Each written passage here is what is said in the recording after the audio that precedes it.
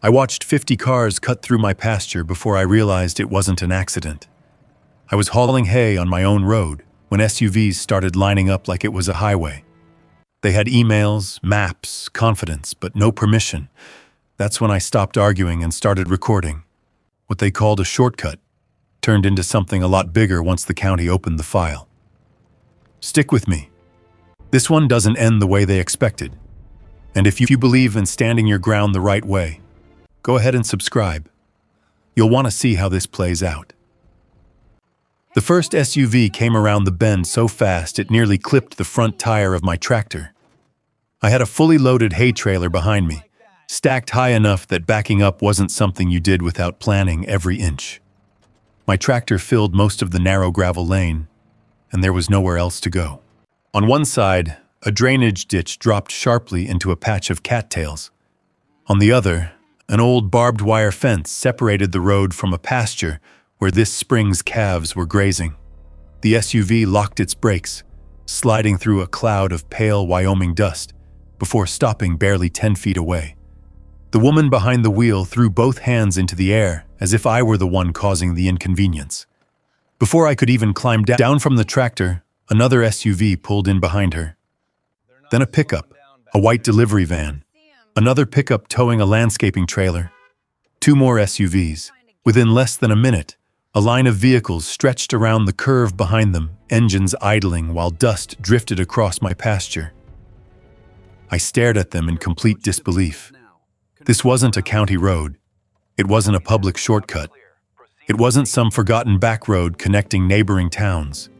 It was my ranch road. My family had built it long before Willow Creek Estates ever appeared on the ridge overlooking my east pasture. My grandfather hauled cattle across this lane. My father spread fresh gravel every spring after the snowmelt carved ruts into it. Now I used it every day for hay, feed deliveries, veterinarians, fencing crews, and whatever the ranch demanded. It had never been built for commuter traffic. I climbed off the tractor and walked toward the first SUV. The driver lowered her window before I even spoke. "Traffic's backed up all the way to County Road 18, she said impatiently. "Can you move your tractor?" I looked at her for a second before answering. "Where exactly do you think you're going?" She frowned, surprised by the question. "Willow Creek," I pointed behind me. "There's no entrance to Willow Creek down this road." She reached toward the passenger seat, picked up her phone, and held it through the window. "We got an email this morning." The subject line was impossible to miss. Temporary back entrance during main gate construction. Below it, bold letters instructed every resident to enter the subdivision by following what it called the Historic Ranch Corridor from County Road 18 until reaching the neighborhood. Historic Ranch Corridor. I read those 3 words twice, then a third time. They weren't talking about some abandoned county easement. They were talking about my road. The gravel lane beneath my boots had suddenly been renamed by someone sitting behind a boardroom table. Another driver leaned out his window. "Is traffic always this slow through here?" I looked at him. "Traffic's never through here." Confused looks spread from vehicle to vehicle. Most of these people honestly believed they belonged there. They weren't sneaking onto private property. Someone had told them this was an approved entrance. That realization bothered me even more than the traffic itself. Then I heard another engine. A golf cart rolled toward us from farther down the lane. 2 people sat inside. The woman driving wore a crisp Willow Creek Estates polo shirt embroidered with the HOA logo. Even before she stopped, I recognized her. Brenda Whitmore, president of the Willow Creek Homeowners Association. Beside her sat a volunteer wearing a reflective safety vest, holding a handheld radio. Neither of them looked surprised to see dozens of vehicles on my ranch road. If anything, they looked irritated that everything had stopped. Brenda stepped out confidently and smiled the kind of smile people use when they think they've already won. "Mr. Mercer," she called, "could you move your tractor? We've got residents trying to get home." I glanced past her at the growing line of cars. Dust floated over my pasture. Several calves had crowded against the far fence, nervous from the constant engines. Fresh tire tracks already scarred the soft shoulder beside the ditch. Then I looked back at Brenda. "My question," I said calmly, "is who decided my private ranch road became Willow Creek's back entrance?" For the first time that morning, her smile faded. Instead of answering immediately, she simply folded her arms. And somehow that silence told me this wasn't an accident. It was a decision, one they expected me to accept. I had a feeling the next few minutes were going to determine far more than whether I could finish hauling one load of hay. Brenda took 2 steps toward my tractor, glancing past me at the growing line of impatient drivers. "Luke," she said, lowering her voice as though we were discussing a minor misunderstanding. "The community only needs this route for a few days while the main entrance is being resurfaced. Let's not make this harder than it has to be." I folded my arms. "My name's Luke Mercer, and this is my ranch road. Start by explaining why your residents are driving across private property." She didn't answer directly. Instead, she reached into the golf cart and unfolded a large laminated map. The volunteer beside her held it open. Color-coded streets filled most of the page. Willow Creek Estates sat neatly outlined in blue. A dotted green line curved away from County Road 18, crossed straight through my ranch, and connected to the subdivision. Printed beside it were 4 words: Historic Ranch Corridor. Brenda tapped the line confidently. "This route has always existed." I didn't ask whether the road exists.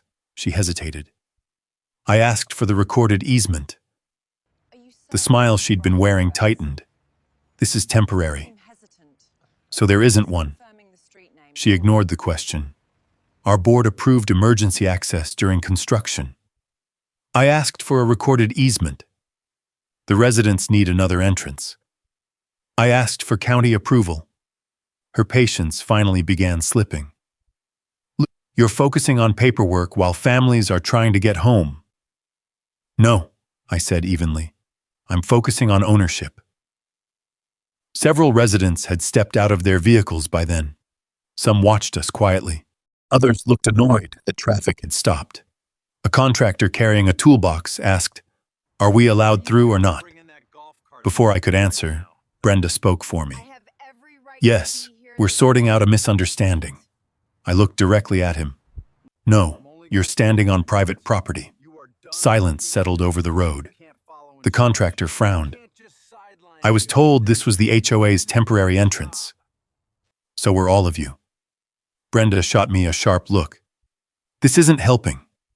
"What isn't helping," I replied, "is sending dozens of vehicles onto agricultural property without permission."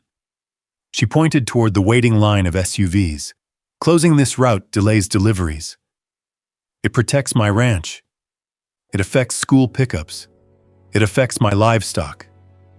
It could interfere with emergency response." I nodded toward the county road. "Your subdivision has an approved entrance. It's under construction." "That's not my decision." She stepped closer. "The community has to function. So does this ranch." For a moment, neither of us spoke. Only engines idled behind us, while dust drifted across the pasture. One of my calves bolted toward the far fence as another pickup rounded the curve too quickly before stopping behind the growing line. I pointed at the frightened animals. "See them?" Brenda barely looked. "They'll settle down." "Maybe." I turned toward the ditch where fresh tire marks had already carved into the soft shoulder. "But this won't fix itself." Her volunteer finally spoke. "Sir, if you keep blocking traffic, you're creating a public safety issue." I looked at the reflective vest he was wearing.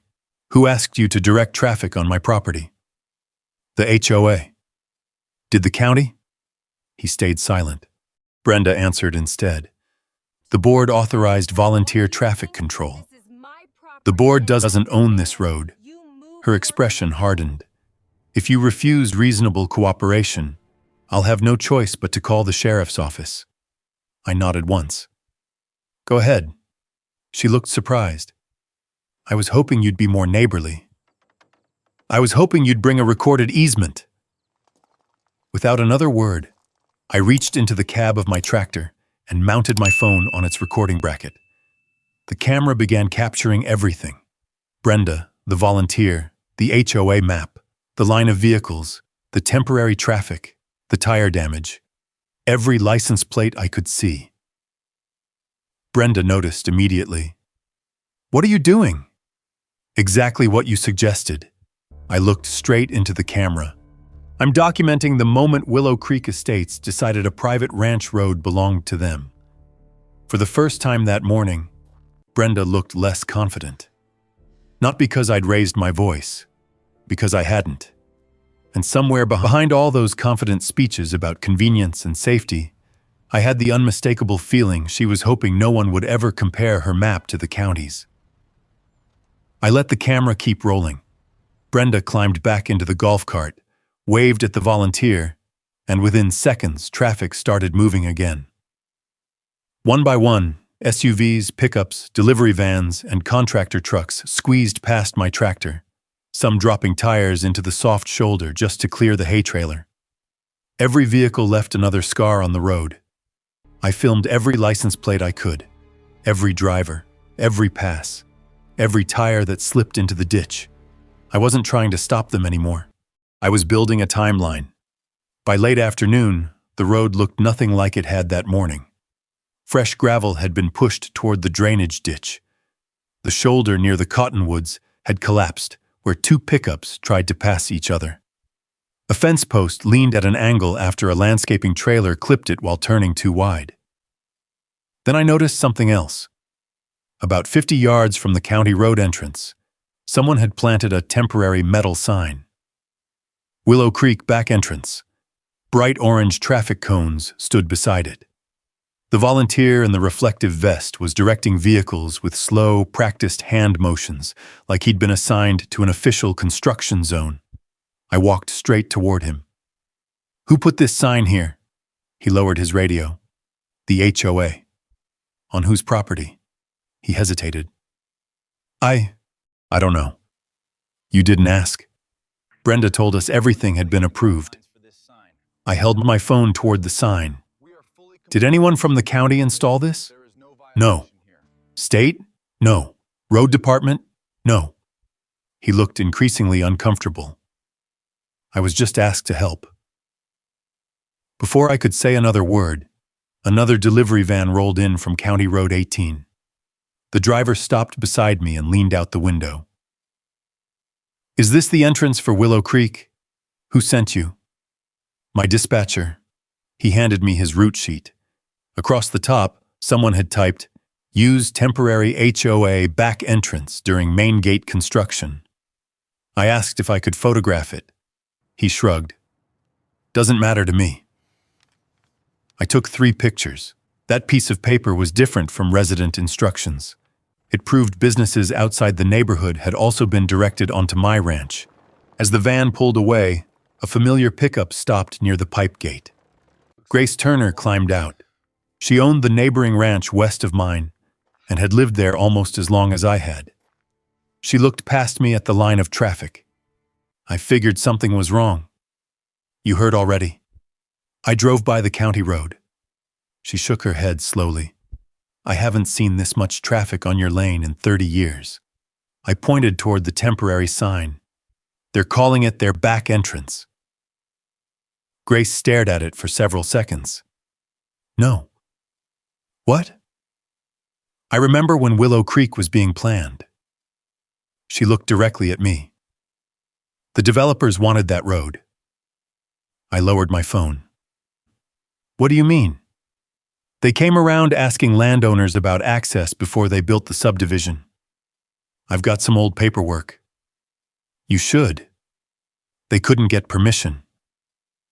I studied her face. "You remember that?" "I remember because they asked everyone nearby whether another entrance could be built." She nodded toward my ranch road. "Your father was the one who said no first."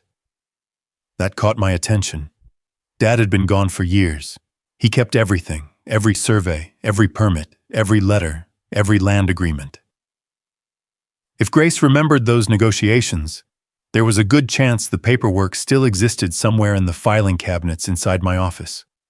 The more I thought about it, the less this looked like an HOA making an innocent mistake. It looked like someone reviving an argument that had already been settled years ago. As sunset approached, traffic finally began slowing. The last contractor truck bounced through the gate, leaving another pair of deep ruts across the shoulder before disappearing toward Willow Creek. I stood alone beside the damaged road. My phone contained hours of video, pictures of unauthorized signs, delivery instructions, license plates, damaged fencing, fresh tire marks, and now something even more valuable. A witness who remembered this fight had started long before Brenda Whitmore ever became HOA president. Driving back toward the ranch house, I already knew my next stop wasn't going to be another conversation with the HOA. It was going to be the old filing cabinets my father never threw away. If Grace was right, those forgotten papers might answer one question Brenda clearly didn't want anyone asking. Had Willow Creek already been told no years before they ever sent a single car down my road? I spent the evening in my ranch office pulling open metal filing drawers my father had labeled by hand. Most held tax records, grazing leases, equipment receipts, and fence agreements. Near the bottom of the oldest cabinet, I found a folder marked East Ridge Development, Access. Inside were letters dated nearly 20 years earlier. The developer behind Willow Creek had asked my father for a permanent road easement across the ranch. They called it a secondary circulation route. They offered money, drainage improvements, and yearly maintenance. My father's answer was one page. Access denied, no easement granted. Behind it was a county planning letter confirming the subdivision would be approved with a main entrance and a separate emergency-only access point located entirely on the developer's land. My road was not part of the plan. The next morning, I called Ethan Caldwell. Ethan had handled ranch boundary disputes long enough to know that old paper often mattered more than new confidence. I sent him scans of the letters, the HOA email, the delivery route sheet, and photographs of the sign and road damage. He called back within 20 minutes. "Luke, don't move that sign yet. It's on my property. I know. Photograph it from every angle first. Measure its distance from the boundary. Then let a surveyor confirm it." Why? Because Brenda didn't just send residents through your road. She placed traffic control equipment on land the county file already excluded from Willow Creek. By noon, Jacob Ellis was at the ranch with survey equipment. He located the property corners, ran the eastern boundary, and marked the road entrance with bright stakes. The HOA sign stood 36 feet inside my parcel. 2 cones sat even farther in. Jacob measured the widened shoulder, the broken post, and the fresh tracks beyond the established roadbed. "This isn't normal use," he said. "Traffic has pushed the lane into the pasture. Can you certify that?" "I can certify all of it." While Jacob worked, Ethan drove to the county archives. He called again late that afternoon. His voice had changed. "I found the subdivision file. And? The developer requested your road in the original application." I tightened my grip on the phone. "What happened?" "The county rejected it. Not informally. In writing." He sent me photographs of the archived pages. One planning note stated that no secondary residential access would be allowed across the Mercer Ranch without a recorded easement and separate county approval. Another document showed the developer revised the subdivision layout after failing to obtain permission. Then Ethan sent the page that mattered most. A final county approval map showed Willow Creek's main gate, its emergency-only access point, and nothing connecting the subdivision to my road. No dotted line, no historic corridor, no back entrance. Brenda's laminated map had not clarified county records. It had replaced them. Ethan contacted Daniel Reeves, the county road supervisor, and forwarded the entire file. Daniel asked for the HOA email, current photographs, Jacob's preliminary survey, and confirmation that traffic was still moving through the ranch.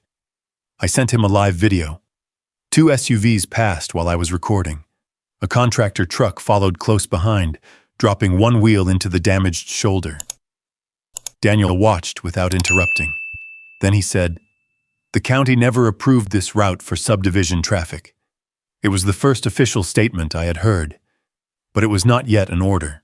Daniel said he would review the full record and coordinate with planning enforcement.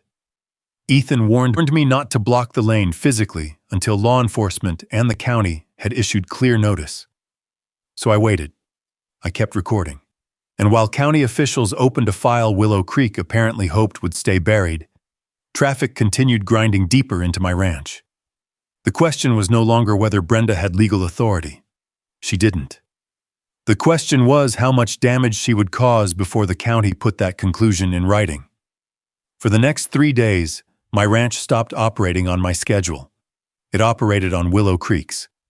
Every morning, traffic started before I finished feeding cattle. Every afternoon, the line of vehicles stretched from County Road 18 to the bend near my equipment shed. Delivery vans, landscaping trailers, electricians, plumbers, parents picking up children, contractors hauling lumber. They all rolled through as if my road had always belonged to the subdivision. The damage multiplied faster than I could document it. Fresh gravel disappeared beneath spinning tires.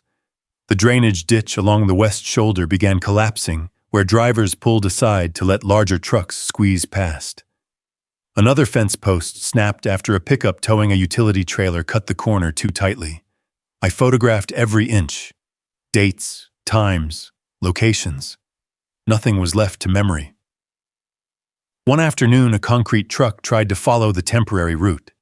It reached the blind curve, realized there wasn't enough room, and backed into the soft shoulder. One rear tire sank nearly a foot before another contractor pulled it free with a chain. The recovery left a trench running almost 30 feet along the edge of my pasture.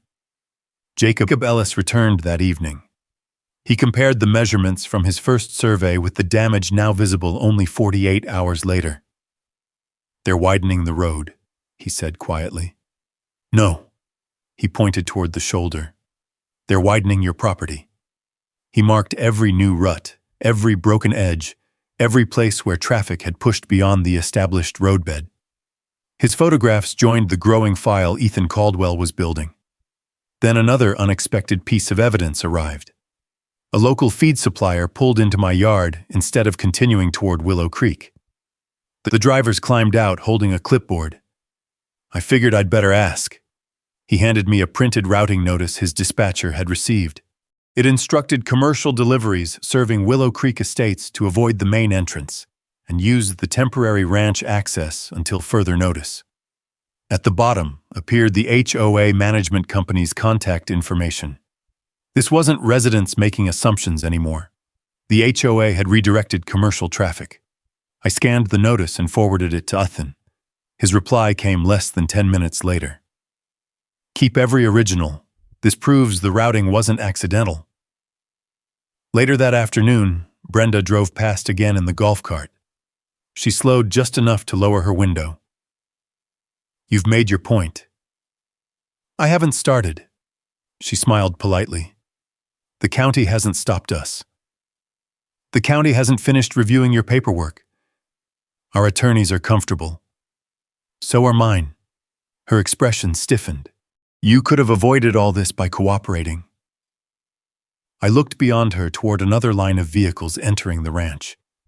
"You could have avoided it by asking permission once." "We did." "You asked," I nodded, and my answer was no. She drove away without responding. That single exchange mattered. She hadn't denied receiving my refusal. She had acknowledged it. That evening, Ethan called with another update. Daniel Reeves had completed his preliminary review and requested an on-site inspection with planning and code enforcement. Deputy Mason Holt would also attend because unauthorized traffic was still entering private property despite formal notice that ownership was disputed. "When?" I asked. "Tomorrow morning." "What should I do?" "Exactly what you've been doing." "Record everything?" "Everything." He paused. "And Luke?" "Yeah?" "Don't repair the road yet." I looked across the damaged lane from my porch. Fresh tire marks crossed Jacob's survey flags. Another cone had been knocked into the ditch. The road barely resembled the one I'd driven only a week earlier. It needs work. I know. But right now, Ethan said, every broken fence post, every collapsed shoulder, every inch of damage is evidence. I ended the call and watched another delivery van disappear toward Willow Creek. Brenda still believed this was about convenience. Tomorrow, the county would decide whether it was really about something much more important. Whether a homeowners association could simply rename private property and start using it as its own. By 8:30 the next morning, the first county truck rolled through the pipe gate. Daniel Reeves stepped out carrying a thick folder instead of a clipboard. Behind him came another county vehicle, with a planning and code enforcement officer. Ethan Caldwell arrived a few minutes later, followed by Jacob Ellis carrying survey maps in a protective tube. Deputy Mason Holt pulled in last. He parked where every vehicle entering the ranch had to pass. Brenda arrived almost immediately in her golf cart, this time accompanied by 2 HOA board members and the community manager. She looked confident, too confident. "I appreciate the county coming out so quickly," she said. "This temporary access has become more controversial than it needed to be." Daniel didn't respond. He simply looked down the road where another SUV slowed after seeing the gathering. The driver rolled down his window. "Can we still use the back entrance?" Daniel answered before anyone else could. "Please wait." The SUV stopped. Within minutes, 5 more vehicles lined up behind it. The county had unintentionally created the first traffic backup Willow Creek had experienced all week.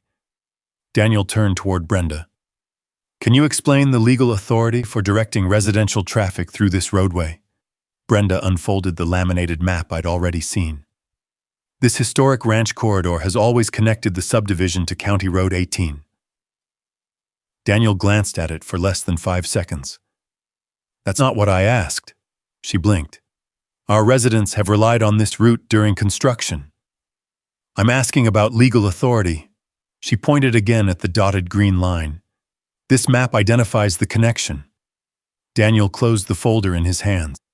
"This isn't a recorded county document." Silence settled over the group. Brenda recovered quickly. The community had to maintain safe access while the main entrance was under construction. Ethan stepped forward. "A safe access doesn't create an easement." Daniel nodded. "Do you have a recorded easement?" "No." "A temporary construction permit?" "No." "A county-approved traffic diversion plan?" "Our board approved," Daniel interrupted gently. "I asked about county approval." There wasn't any.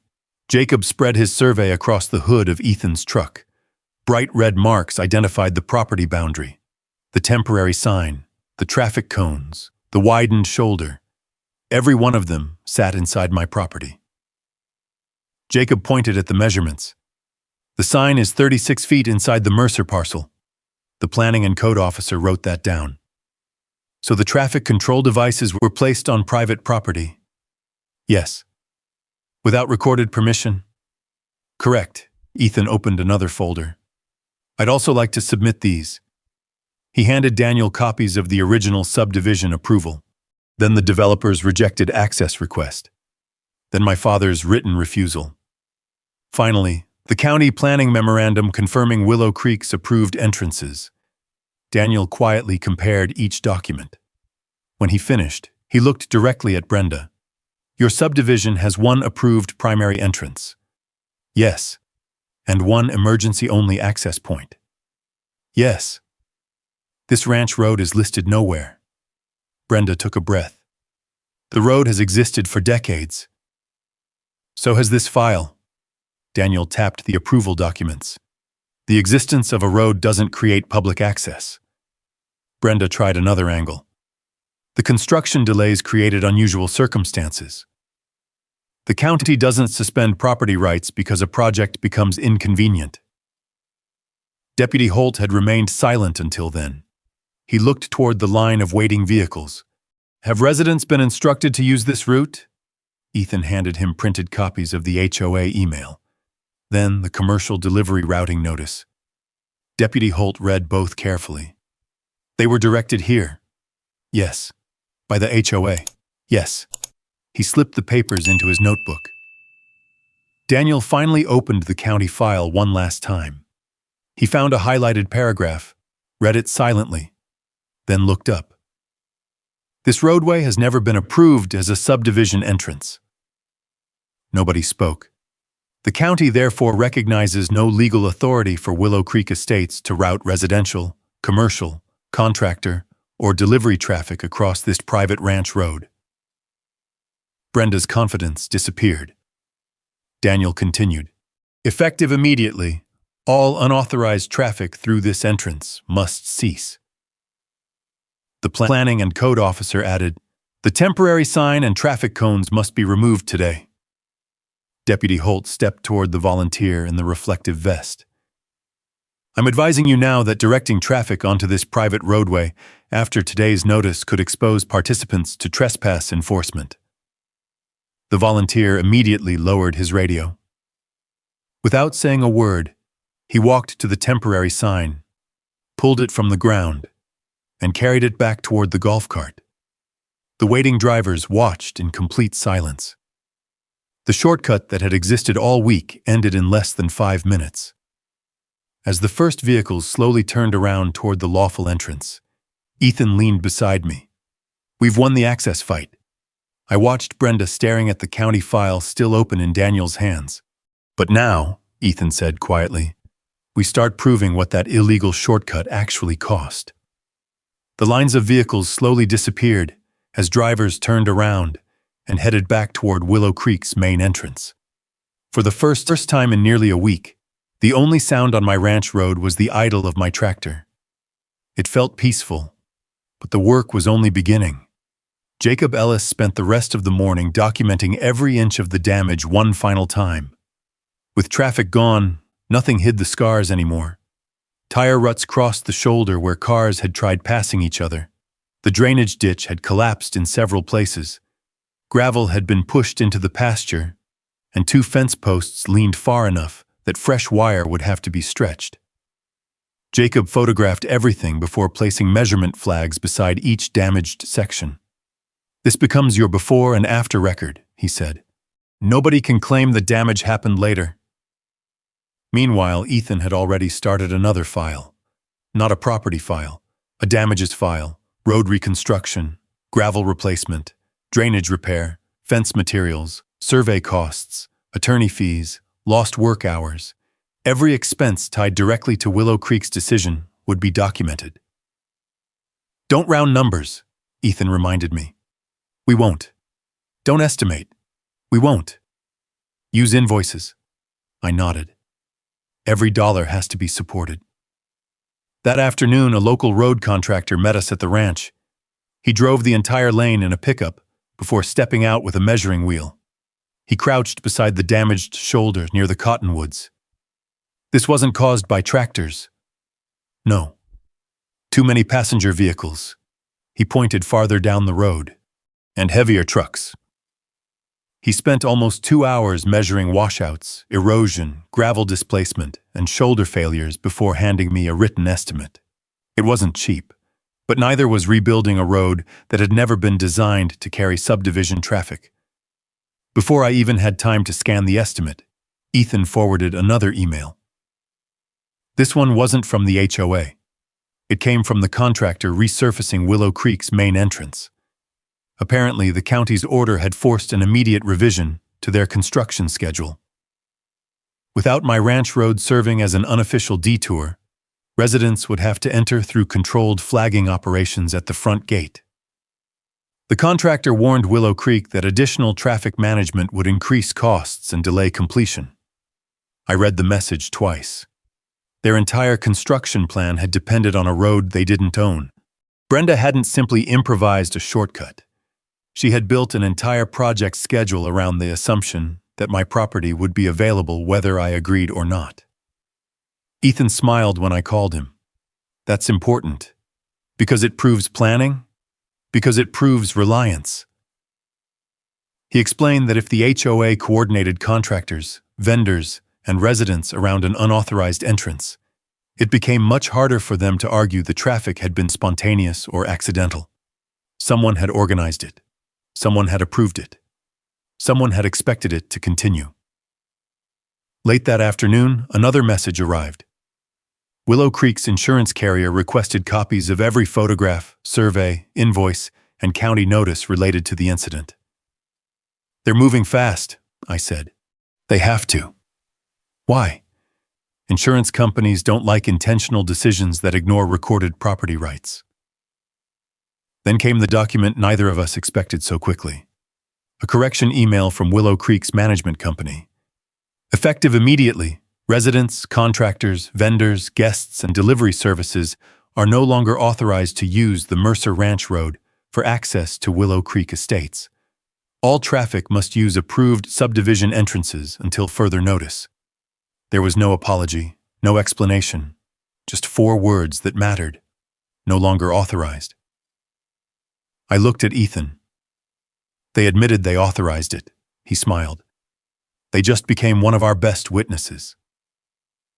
As evening settled over the ranch, I drove the tractor slowly down the now empty road.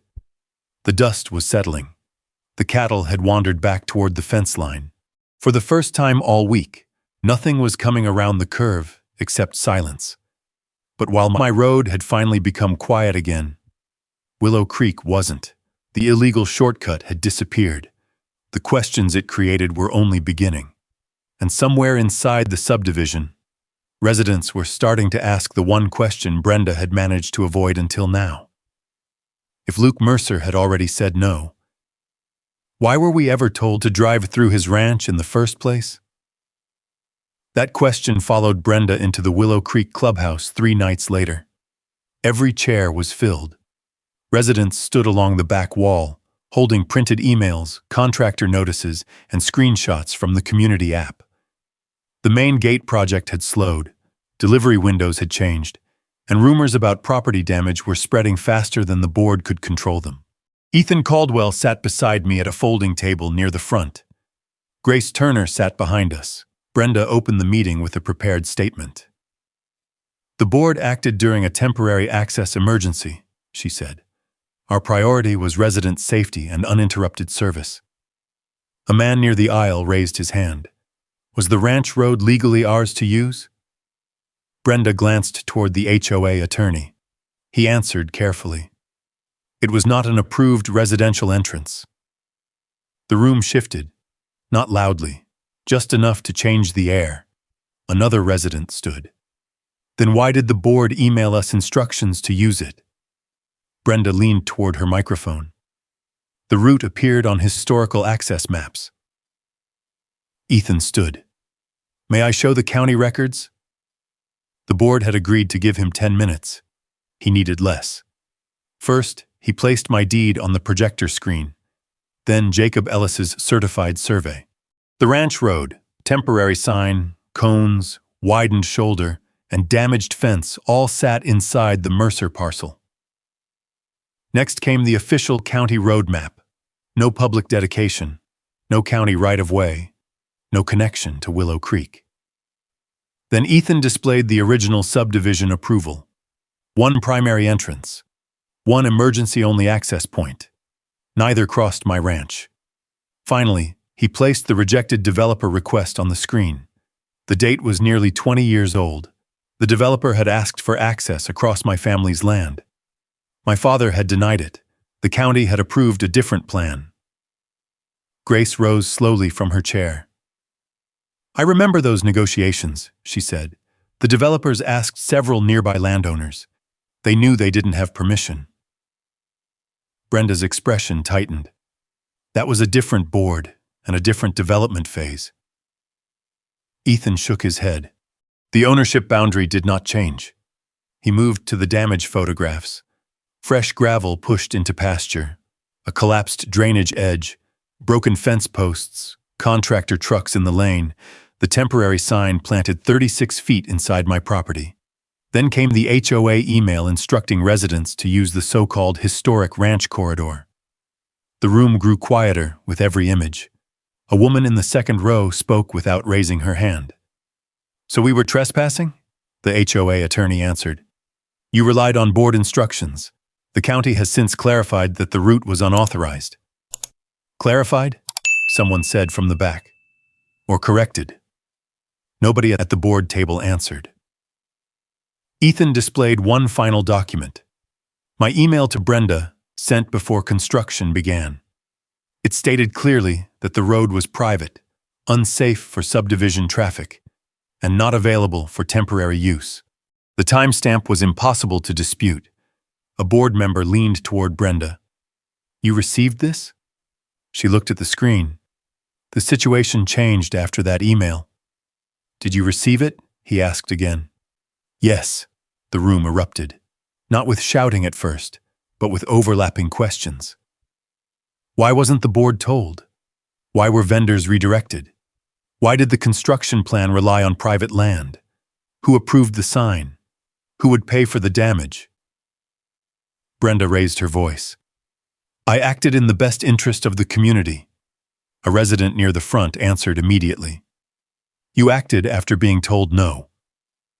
That sentence silenced the room. Brenda had spent a week presenting me as an unreasonable rancher blocking community access. Now everyone could see the truth. She had known the road was private. She had known permission was refused. And she had sent them through anyway. The meeting was no longer about my road. It was about whether Willow Creek still trusted the woman sitting at the head of the board. Questions came from every corner of the clubhouse. One resident wanted to know who approved the temporary traffic signs. Another asked who instructed commercial delivery companies to enter through my ranch. A retired accountant sitting near the front raised a different concern. How much is this going to cost us? For the first time that evening, the HOA treasurer answered instead of Brenda. We're still reviewing the financial exposure. Meaning what? The board has received invoices for road damage, surveying, legal expenses, and contractor delays. The room fell silent again. People had arrived expecting to argue about inconvenience. Now they were hearing about liability. Ethan remained standing. We're not asking residents to pay for a mistake they didn't make. Residents relied on instructions from their own HOA. Our claim is against the decisions that created the situation. That distinction mattered. Several homeowners nodded. One man who had spoken against me earlier lowered his eyes. My wife drove through there every day because the email told us to. I know, I replied. I don't blame the people who followed instructions. I looked directly at Brenda. I blame the people who gave them. Brenda finally stood. I acted because the community needed another entrance. You acted, Ethan replied, after receiving a written refusal from the property owner. It was an emergency. Daniel Reeves, who had attended the meeting as an observer, spoke calmly from the side of the room. The county records contain no declaration of an emergency affecting subdivision access. Brenda turned toward him. The construction created serious delays. It did. But delays are not legal authority. She tried again. The road already existed. Daniel answered without raising his voice. So did Mr. Mercer's deed. There was nothing left to argue. A board member seated beside Brenda slowly removed a folder from his briefcase. I think residents deserve to know something. He slid several printed emails onto the projector table. They were internal board messages exchanged before construction began. One line immediately caught everyone's attention. Luke Mercer has refused temporary access. We'll need another solution. A second email sent 2 days later read, We'll proceed with the historic corridor plan during construction and address objections later if necessary. Someone in the back whispered, They knew. Another resident answered more loudly, They knew before they sent us through there. No one disputed it. The evidence spoke for itself. The board recessed for nearly 30 minutes while homeowners remained in the clubhouse discussing what they had just seen. When the directors returned, Brenda looked exhausted. The vice president spoke instead. Based on the county findings and the documentation presented tonight, I move that Willow Creek fully comply with the county order. Another director immediately seconded it. The motions came one after another.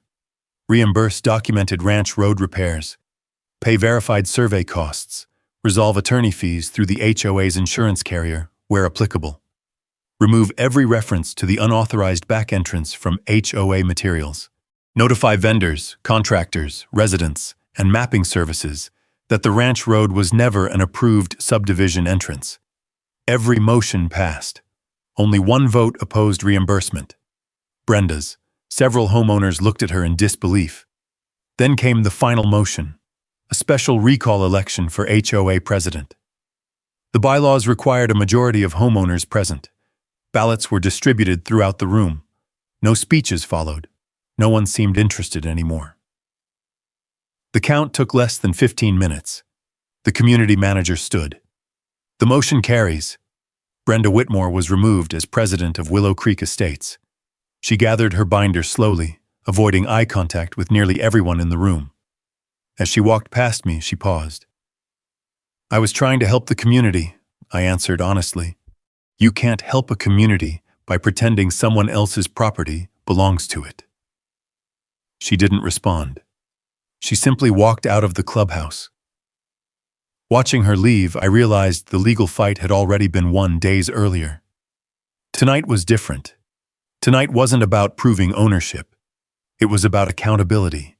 And for the first time since the first SUV stopped in front of my tractor, Willow Creek had finally accepted who was responsible for everything that followed. The legal paperwork moved much faster after the board changed leadership. Without Brenda arguing every point, the HOA's insurance carrier reviewed the county findings, Jacob Ellis's certified survey, Daniel Reeves's determination, the repair estimates, photographs, contractor statements, and the emails that had directed residents through my property. There wasn't much left to dispute. Within 3 weeks, the settlement was finalized.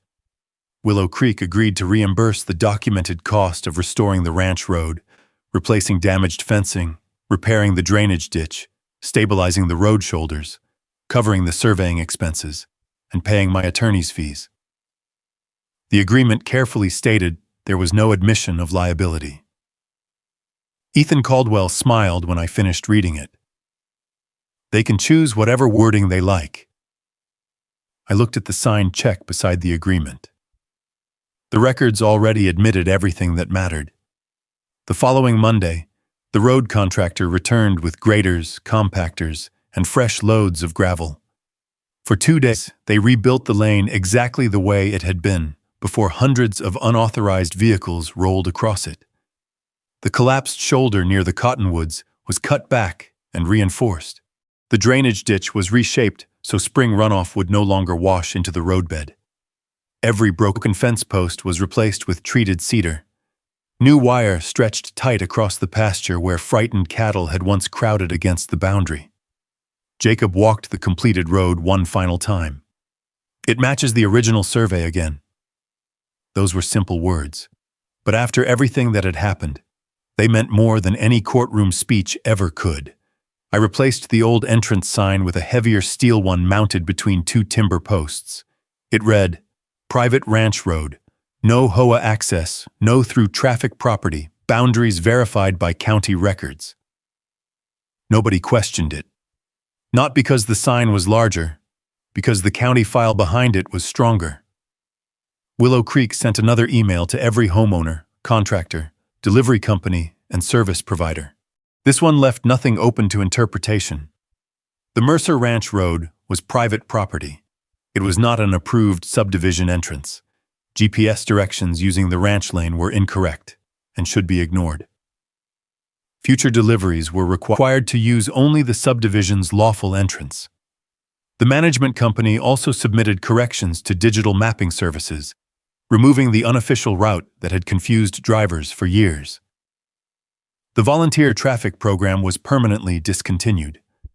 New HOA policies required legal review before any neighboring property could ever be referenced in construction planning again. No temporary access. No unofficial detours. No assumptions. Only recorded rights. A few weeks later, I saw Grace Turner while picking up supplies in town. She smiled. "Heard the gate project finally finished." "It did. Using their own entrance? I laughed. Turns out they had one all along. She nodded. Funny how people finally read the paperwork after it gets expensive. Back at the ranch, life settled into its old rhythm. Feed trucks came when they were supposed to. The veterinarian drove straight to the barn without meeting a line of commuter traffic. The calves wandered calmly across the pasture instead of gathering nervously along the fence. One evening, I parked the tractor where this whole mess had started. The same bend, the same gravel lane, the same stretch of road my grandfather had built with equipment far smaller than anything sitting in my barn today. There were no SUVs, no golf carts, no traffic cones, no volunteer waving strangers onto my land. Only the quiet sound of the wind moving through the grass and the steady clink of the gate chain against the post. Standing there, I realized this story had never been about a road. It had been about a boundary. A deed doesn't become weaker because someone prints a different map. Committee vote cannot rewrite a property line. Convenience cannot replace permission. And 100 emails cannot create an easement that county records have already denied. Brenda Whitmore thought a temporary shortcut was worth ignoring a ranch owner's rights. Instead, that shortcut exposed forgotten county files, revived decades-old records, cost the HOA thousands of dollars, ended her presidency, and permanently reminded an entire community that private property is protected by law, not by confidence. As I climbed back onto my tractor and drove toward the barn, the tires rolled over fresh gravel laid exactly where my family had always intended them to be. The road had returned to the family that built it. The law had simply caught up with the truth. If there's one lesson I take away from all of this, it's that good records matter just as much as good attentions. My family didn't keep all these surveys and codified because we expected a fight someday. We kept them because taking care of lands means taking care of history. When the question finally came, it wasn't the loudest voice that made the difference. It was the quiet stack of documents that has been there all along. That reminded me that patience and reparation often protect what ancient never can. To me, that's what history was really about. Not defeating someone else, but standing firm without losing your dignity. Property lines are more than marks on a map. They represent trust, responsibilities, and the promises will live to the next generation. Sometimes the strongest thing you can do is stay calm, let the facts speak, and allow the truth to find its way into the open. Now, I'd love to hear from you. If you ever had to stand your ground over something that matters, whether it was land, family, or simply doing the right thing, share your story below, or just comment yes if you believe patience and honest record are still worth protecting. As if stories like this remind you that quiet courage still has a place in America, I'd be honored to help you subscribe and join me for more real-world HOA and ranch stories about perseverance, fairness, and standing on solid ground. Thanks for watching, and I'll see you in the next one.